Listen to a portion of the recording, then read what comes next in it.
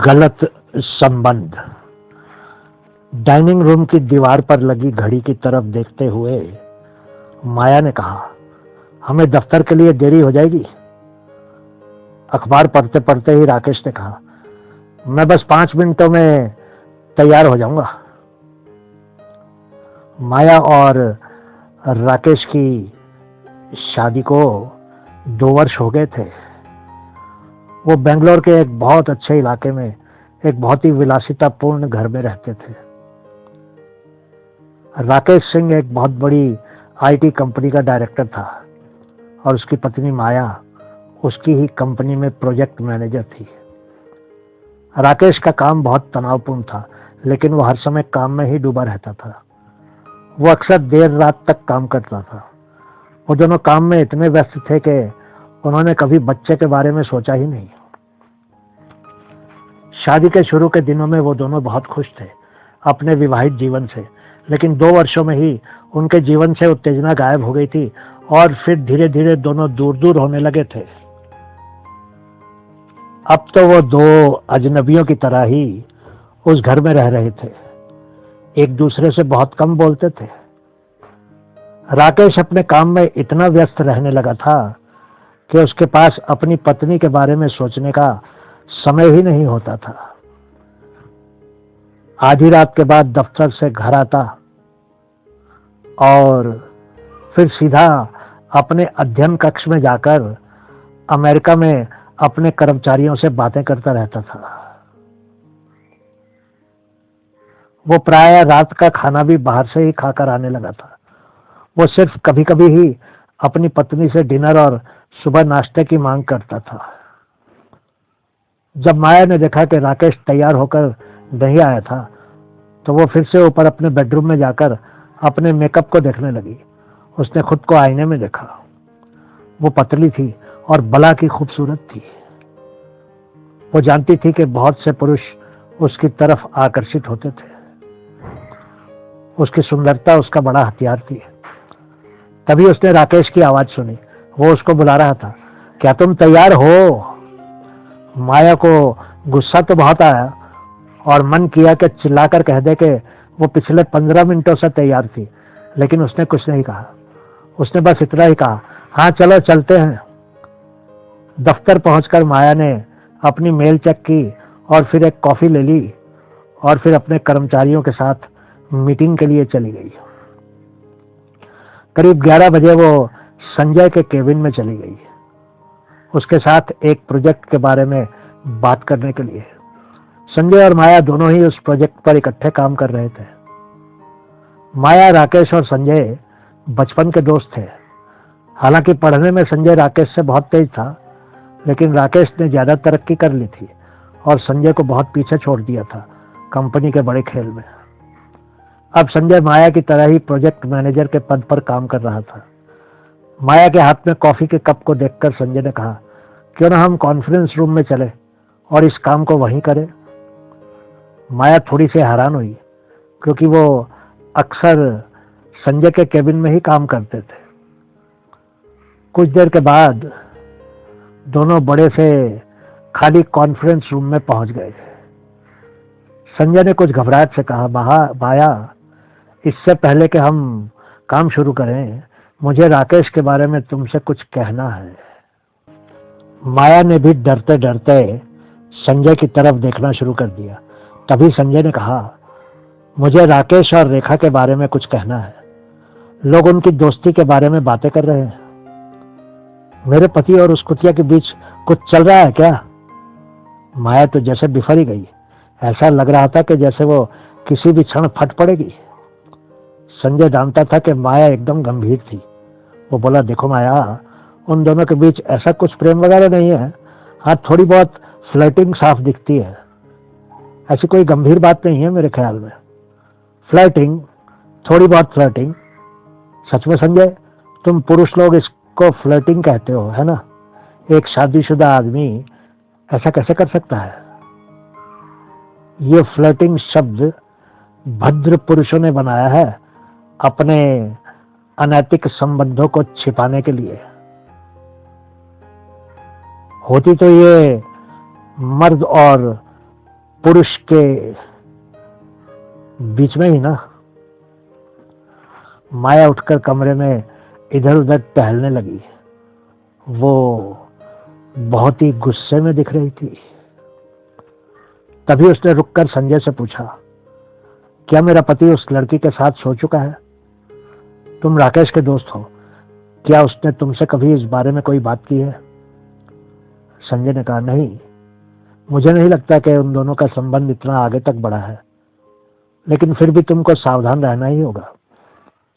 माया ने कहा, ठीक है संजय, क्या तुम ये प्रोजेक्ट अकेले कर सकते हो? मैं आज बिल्कुल काम नहीं कर पाऊंगी, मेरा दिमाग खराब हो रहा है। ठीक है, मैं कर रहा हूं, तुम कुछ देर बैठकर आराम से सोचो, कुछ देर तक, संजय ने कहा।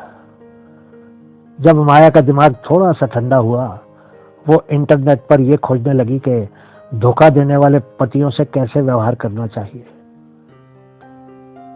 उसने इस बारे में बहुत से लोगों के द्वारा लिखे हुए लेख पढ़े, पर सभी में एक बात लिखी थी कि इस मामले में औरत को जल्दी नहीं करनी चाहिए और धैर्य रखना चाहिए और अपने पति को वापस अपने पास खींचने की कोशिश करनी चाहिए। माया ने निर्णय लिया कि और भी सुंदर दिखने के लिए और राकेश को अपनी तरफ फिर से आकर्षित करने के लिए खुद को मेकअप से सुंदर दिखना होगा। वो दफ्तर से निकलकर सबसे महंगे ब्यूटी पार्लर में पहुंच गई। उसने कुछ घंटे उस ब्यूटी पार्लर में बिताए और काफी पैसे खर्च कर दिए। जब वो उस ब्यूटी पार्लर से बाहर निकली तो वो बहुत सुंदर दिख रही थी। उस रात को राकेश कुछ ज्यादा देर से ही घर वापस आया। गुस्से से भरी हुई माया उसका ही इंतजार कर रही थी, लेकिन उसके दिमाग में धैर्य वाली बात घूम रही थी। अंदर आते ही राकेश ने माया से कहा, मैं कैंटीन में कुछ खाकर आया हूं, मुझे अब अमेरिका फोन पर बात करनी है, मैं स्टडी रूम में ही रहूंगा, तुम सो जाओ। राकेश ने स्टडी रूम में जाकर दरवाजा बंद कर लिया। माया का मन हो रहा था कि उस दरवाजे पर जोर से लात मार दे। राकेश ने तो उसके नए हेयर स्टाइल और सुंदर चेहरे की तरफ देखा तक नहीं था। वो जानती थी कि उसका चेहरा सुंदरता से चमक रहा था। वो गुस्से से दांत भींचने लगी। वो बेडरूम में जाकर बिस्तर पर पसर गई। उसका मन जोर जोर से चिल्लाने को कर रहा था। जब राकेश काफी देर के बाद बेडरूम में आया तो माया सो चुकी थी। वो भी चुपचाप उसकी ही बगल में पसर गया और फिर सो गया। अगला दिन शुक्रवार था। माया अपने प्रोजेक्ट पर काम कर रही थी, लेकिन उसका काम पर ध्यान नहीं लग रहा था। वो सोचने लगी कि राकेश ने उसको प्यार करना कब छोड़ा था। क्यों राकेश की माया में रुचि कम हो गई थी? उसने ऐसा क्या कर दिया था? क्या आप दोनों का साथ साथ कोई भविष्य था? उनके बीच में आखिरी बार शारीरिक मिलन कब हुआ था? वो बहुत कुछ सोच रही थी। तभी माया का फोन बजने लगा। उसके बहुत पुराने साथी राहुल का फोन था। दोनों ने 5 वर्ष एक कंपनी में साथ साथ काम किया था, माया की शादी से पहले। दोनों काफी अच्छे दोस्त रहे थे। राहुल शादी से पहले माया को बहुत पसंद करता था, लेकिन माया ने कभी भी राहुल को अपने पास नहीं आने दिया था। हालांकि राहुल उसको अच्छा जरूर लगता था। जब माया और राकेश की शादी निर्धारित हो गई थी तो माया ने राहुल को भी आमंत्रित किया था, लेकिन वो उनकी शादी में नहीं आया था। शादी के बाद राहुल माया से कुछ दूर दूर ही होने लगा था। माया की शादी के 3 महीनों के बाद ही राहुल को एक नया काम मिल गया था और वो कंपनी छोड़ गया था, लेकिन वो फिर भी माया से फोन पर संपर्क रखता था। अब राहुल एक बड़ी अमेरिकन अंतर्राष्ट्रीय कंपनी में काम करता था, लेकिन उसने तब तक भी शादी नहीं की थी। वो अमेरिका में ही रहता था, लेकिन जब कभी भी इंडिया आता था वो माया को फोन जरूर करता था। माया उससे ज्यादातर खुलकर बात नहीं करती थी। जैसे ही फोन पर उसने राहुल का नाम देखा, उसको कुछ राहत सी मिली, क्योंकि अपने पति के कारण माया का दिमाग ठीक नहीं था। माया ने तुरंत ही फोन उठाकर कहा, हेलो राहुल, तुम कैसे हो?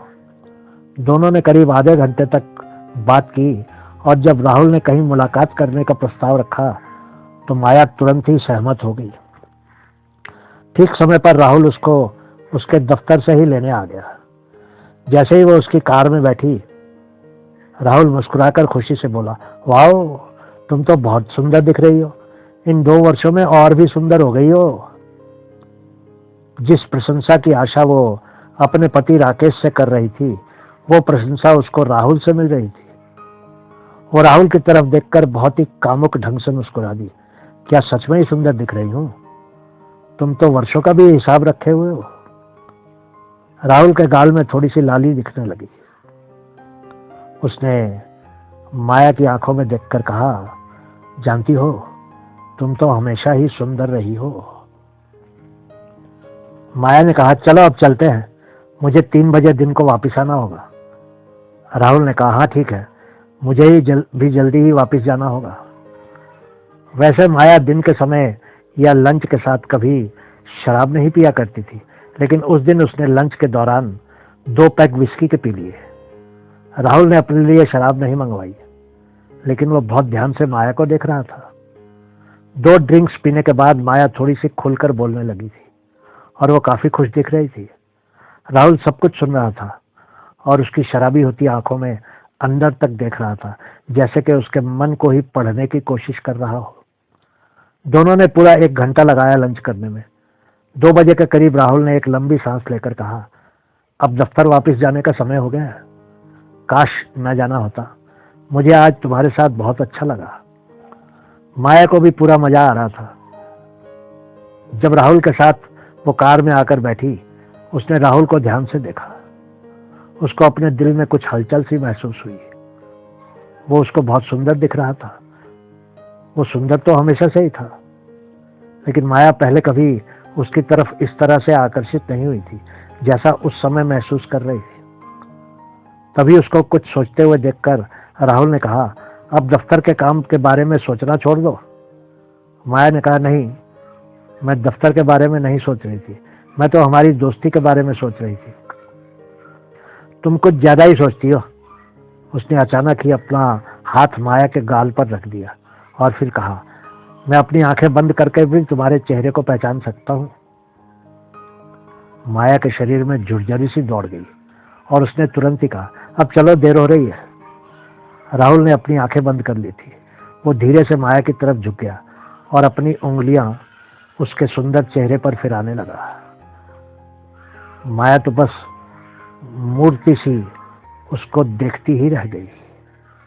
उसको राहुल की उंगलियों का स्पर्श बहुत सुखद महसूस हो रहा था। तभी राहुल ने गहरी सांस लेकर कहा, माया। माया की सांस भी तेज चल रही थी, लेकिन उसने अपने हाथों को राहुल के कंधों पर रखकर कहा, नहीं राहुल। वो फुसफुसाया, हाँ माया, मैंने बहुत लंबा इंतजार किया है। उसने अपने होठ माया के होठों पर रख दिए। माया तो एकदम सन्न हो गई, लेकिन उसने कुछ नहीं कहा। वो उसकी बाहों में सिमट गई। उसको बहुत अच्छा लगने लगा था। वो कुछ ही देर में बहुत ही आराम महसूस करने लगी। वो फुसफुसा रहा था, माया, माया, मेरी जान।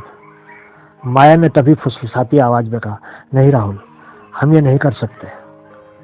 नहीं माया, ऐसा मत कहो, क्योंकि तुम भी तो यही चाहती हो। मैं देख रहा हूं तुम मुझे चाहती हो। वो उसको बेतहाशा चूमने लगा और वो उस प्रेम की धार में बह गई और उसका साथ देने लगी। कुछ देर तक माया को चूमने के बाद राहुल ने कार स्टार्ट कर दी। उसने माया से पूछा, क्या तुमको ग्लानि हो रही है? माया ने सिर्फ इतना ही कहा, राहुल, मैं शादीशुदा हूं। हाँ, अभी तुम शादीशुदा हो, लेकिन तुम उसको तलाक भी तो दे सकती हो, है कि नहीं? तुम जानती हो कि मैं शुरू से ही तुमको प्यार करता रहा हूं। जैसे ही तुम राकेश को छोड़ दोगी, मैं तुमसे शादी कर लूंगा। वो कुछ नहीं बोली, लेकिन इतना तो वो जानती थी कि राकेश के साथ अब उसका भविष्य नहीं था। उन दोनों की शादी तो लगभग समाप्त हो ही चुकी थी। राहुल ने कहा, राकेश को कोई और मिल ही जाएगी। तभी माया ने कहा, उसके पास अब भी एक लड़की है। तभी उसको लगा कि उसको ये बात राहुल को नहीं बतानी चाहिए थी, लेकिन अब तो देरी हो चुकी थी। है, उसकी कोई प्रेमिका है? अच्छा। राहुल माया की तरफ देखने लगा। माया ने तुरंत ही कहा, भूल जाओ जो कुछ भी मैंने अभी कहा है। राहुल बहुत खुश था, लेकिन उसने कहा ठीक है, जैसा तुम चाहो। राहुल ने माया को उसकी कंपनी के दफ्तर के गेट के सामने ही उतार दिया और फिर कहा कि जल्दी ही उसको फोन करेगा। शाम को राकेश जल्दी ही घर वापस आ गया। वो काफी खुश दिख रहा था। वो माया की तरफ देखकर मुस्कुराया और बोला, तुम्हारा ये नया हेयर स्टाइल बहुत सुंदर दिख रहा है। तुम सुंदर दिख रही हो आज। माया ने नीरस स्वर में कहा, तो आखिर तुमको मुझे देखने का समय मिल ही गया। क्या आज तुम्हारी फोन वाली कोई मीटिंग नहीं है आज रात को? राकेश ने हंसकर कहा, आज अमेरिका में छुट्टी है, इसलिए आज फोन पर कोई मीटिंग नहीं है। तभी अचानक राकेश ने हाथ खींचकर माया को अपनी गोदी में बैठा लिया और कहा, आज मेरे पास समय है। तुम जानती हो कि मेरा कितना काम है। तुम्हारी तरफ देखने का भी मुझे कभी कभी समय नहीं मिलता है। तुम्हारे शरीर से बहुत सुंदर खुशबू आ रही है। आओ मैं तुमको चूम लूं। जैसे ही वह माया की तरफ झुका, बाहर के दरवाजे की घंटी बज गई। खाना बनाने वाला कुक आया था। कुछ ही देर में वो खाना बनाकर चला गया। राकेश ने भी कुछ फोन कॉल कर ली थी तब तक, और वो बहुत खुश था। उसने माया से कहा, कुछ काम आ गया है, अभी फोन पर निर्देश देने होंगे। वो फिर से अपने स्टडी रूम में घुस गया और माया अकेले ही बेडरूम में चली गई। लेकिन माया को नींद नहीं आई। उसको देर तक राहुल की वो प्यार भरी बातें और वो भावना से भरा हुआ चुंबन याद आने लगे। वो सोचने लगी कि क्या उस समय राकेश फोन पर रेखा से बात कर रहा था। वो इस बात से भी हैरान थी कि अचानक ही राकेश ने कुछ देर पहले उसकी प्रशंसा क्यों की थी। वो सोचने लगी कि शायद राकेश रेखा के साथ सो चुका था और अब माया से मीठी मीठी बातें करके अपने अपराध को छुपाने की कोशिश कर रहा था। उसको यकीन सा होने लगा कि उसका पति उसको धोखा दे रहा था। उसको बहुत गुस्सा आने लगा। अगले दिन माया एक हफ्ते के राशन लेने के लिए सुपरमार्केट गई। जैसे ही उसने कार पार्किंग में खड़ी की, उसने अपने सामने ही रेखा को खड़ी देखा। माया जलन से उसकी तरफ देखने लगी, लेकिन फिर मुस्कुराकर सुपरमार्केट के अंदर जाने लगी। लेकिन रेखा ने मुस्कुराकर उसको रोक लिया। माया, मैं तुमसे कुछ कहना चाहती हूँ। माया उसकी तरफ घृणा से देखने लगी। रेखा ही वो औरत थी जिसके कारण माया की शादी टूट रही थी। उसका मन हुआ कि आगे बढ़कर रेखा के मुंह पर एक थप्पड़ मार ले, लेकिन उसने कहा, हाँ बोल, क्या बोलना है? रेखा ने कहना शुरू किया, राकेश को अब शायद अमेरिका में जाकर रहना होगा, क्योंकि हमारी कंपनी के ग्राहकों की संख्या बहुत बढ़ गई है अमेरिका में। राकेश नहीं जाना चाहता क्योंकि वो जानता है कि तुम उसके साथ नहीं जाना चाहोगी, अपना यहाँ का घर बार छोड़कर, और वो तुमको यहाँ छोड़कर जाना भी नहीं चाहता है। वो कंपनी को भी और तुमको दोनों को ही ठीक देखना चाहता है, इसीलिए वो आजकल कुछ परेशान सा है। माया ने कहा, तो मैं अब क्या कर सकती हूँ इस मामले में? रेखा ने कहा, मैं चाहती हूँ कि तुम उसके साथ अमेरिका चली जाओ और उसको खूब तरक्की करने में उसको सहयोग दो। माया ने कहा, तुम चाहती हो कि मैं अपने पति को फुसलाऊं कि उसको अमेरिका चले जाना चाहिए? हाँ बिल्कुल, मैं चाहती हूँ कि तुम भी उसके साथ जाओ, क्योंकि वो तुमको बहुत प्यार करते हैं और तुमसे अलग नहीं होना चाहते हैं। क्या राकेश जानता है कि तुम मुझसे इस बारे में बात कर रही हो? माया ने गुस्से से कहा। रेखा ने कहा, नहीं नहीं, अगर उनको मालूम चल गया तो वो बहुत गुस्सा हो जाएगा। इसमें मेरा कुछ भी नहीं है। मैं राकेश का आदर करती हूँ और मैं उसकी तरक्की में खुशी होंगी। मैं जानती हूँ कि राकेश तुमको बहुत प्यार करता है, सिर्फ तुम ही उसको अमेरिका भेज सकती हो। माया को बात कुछ समझ नहीं आई, क्योंकि जिसको वो राकेश की प्रेमिका समझ गई थी, वही औरत कह रही थी कि माया और राकेश को अमेरिका चले जाना चाहिए।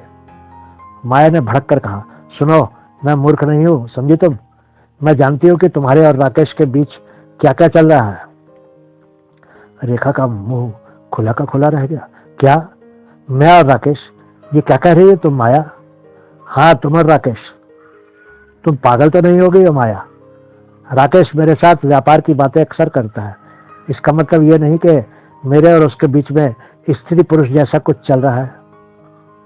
माया, मेरा एक बॉयफ्रेंड है, हम वर्षों से साथ हैं, और अब वो सिंगापुर जाने की तैयारी में है मेरे साथ? हम दोनों जल्दी ही शादी भी करने वाले हैं। क्या राकेश ने तुमको कुछ नहीं बताया इस बारे में? माया को लगने लगा कि वो दफ्तर की अफवाहों में फंसकर इतना कुछ सोच गई थी, जबकि हकीकत कुछ और ही थी।